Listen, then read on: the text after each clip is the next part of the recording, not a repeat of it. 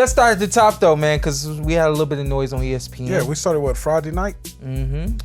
We're gonna start with Vargas, Emiliano. Emiliano, man, he is well on his way. You know, everybody, you know, the brothers, the dad, the entire family, and now even the world has really been chiming about Emiliano more than anybody else.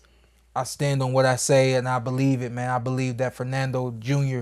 could be and should be kind of paving that way, for the sake of words. But, you know, they all getting behind Little Bro, and there ain't nothing wrong with that. Yeah, Little Bro seems like he's paving the way more than the other two right now.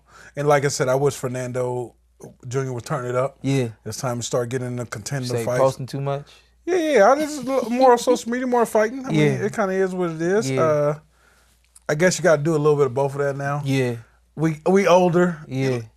And shout out to Fernando. He ain't that young. He right behind us. He not. But actually. he got young energy. Yeah. Yeah, he got young energy. I be like, Fernando, how are you at everything, bro? My man be at everything. And I guess you need that in the sport. But yeah, I want to see him turn it up. I just want to see him, the world really see his skills and see really what he could do. Emiliano's moving. We know what he's doing. But man, every time that kid get in the ring, he performs. Yeah.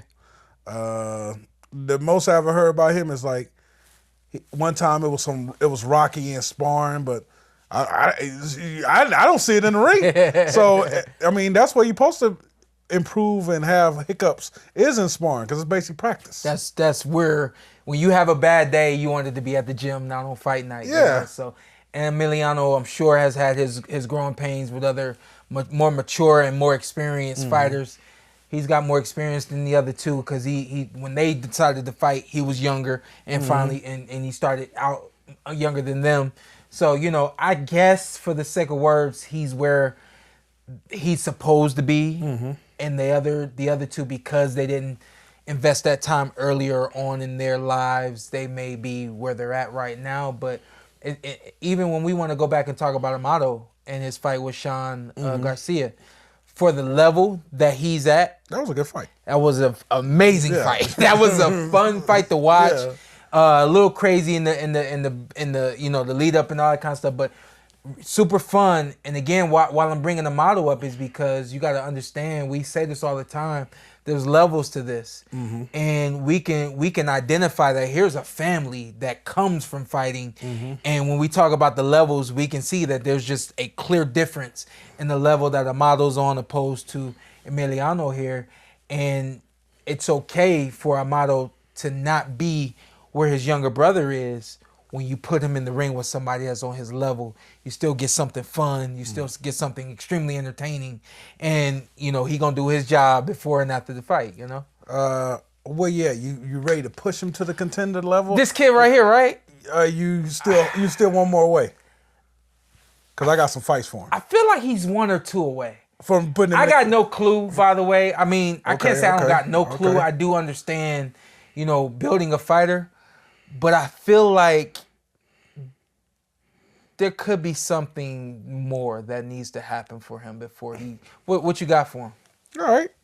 The guy that everybody gets, that at 135? 135. The guy that everybody gets. Hold on, to show if you that one. A veteran in the game, legend in the game. What the hell is it?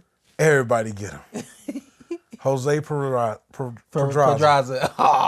Get him Jose next. Everybody get him. That's messed up. You're right, though. Hey, he's going to make you get in your bag and show us a little something. Yeah. Jose ain't the same what he used to be. His body can form a little bit. Yeah, we know that. And when you're talking about... go ahead. When you're talking about the step-ups, though, that's the next, like, the maturation process. The next step for him is, like, a Jose Pedraza. Has been there, has the names, beatable, still going to give you some resistance. And then the thing becomes, the narrative is, how soon can you get him out, opposed to a Tank Davis or someone else. Davis, yeah. So I like that one. What else? You got I got another one. This one, it's a little more of a step. George Kambosos. I think that's a good fight. You got Kambosos making some more money, huh? Shout out to Kambosos. Yeah. He the new Jose Pedraza. Shout out to Kambosos. Yeah, listen, that's another really good fight for him. You know, you're talking about the fighter who clearly has the name, clearly has the ability to pose resistance. And then beyond that, a little crafty too. A little, you know, that look in his eye we've seen that's thrown guys off. You know, clearly didn't throw off Devin Haney, but that's a really good fight. Yeah, that's a two. I mean, once you get that because once you're in that top 15, it gets dangerous up there. You got the Frank Martin, Keyshawn's, the Zapatas. You got Tank at the top. Shakur. So not there yet. I say so. Next year, I would like to see the Pedrazas, Cambosas, and then 2026 is when we really get him in there. Where we at? We at the end of September. Yep. I like to see him in December before the end of the year. Pedraza? No. This kid right here. I like to see him. You want the Pedraza next? Let's go. That's the next level. Let's go. Yeah, because after we get through one or two of those, now we put you up in there really with the top 20. Yeah. And, you know, I think the thing that is still this fine line between promoting a fighter, building a fighter. Not only are you building the fighter himself, getting him through the process of learning how to become a professional fighter, all those kinds of stuff. You're also, as you know, you're building up his stock as well, you know? So it's a fine line between moving a fighter, his stock, someone such as this kid, the stock is practically already there. He just got to prove himself maybe once or twice more, and the name has done everything else, you know what I mean? So it's a fine line. I think maybe it's got to be Pedraza. You like that now? For me to see, like, okay, the kid got everything. If you checked smoke off. Pedraza, everything checked off. You know, like here, for an example, when you got a good-looking kid, skinnier kid, you ain't got the tank build. The thing you question is the power. You know, the thing you question is the strength. You know, so I don't think we've seen him in the ring with somebody that has posed that resistance to give him, so that we can see the true strength that he has. Clearly, we saw the power against Fryer, and shout out to Fryer too, Irish kid that just. I was like, yo, at any time, you know. I was even looking at Tom like, yo, you just gonna let this happen, you know? That's looking at the ref like, you just gonna let this happen. But every time I was thinking it, he came right back.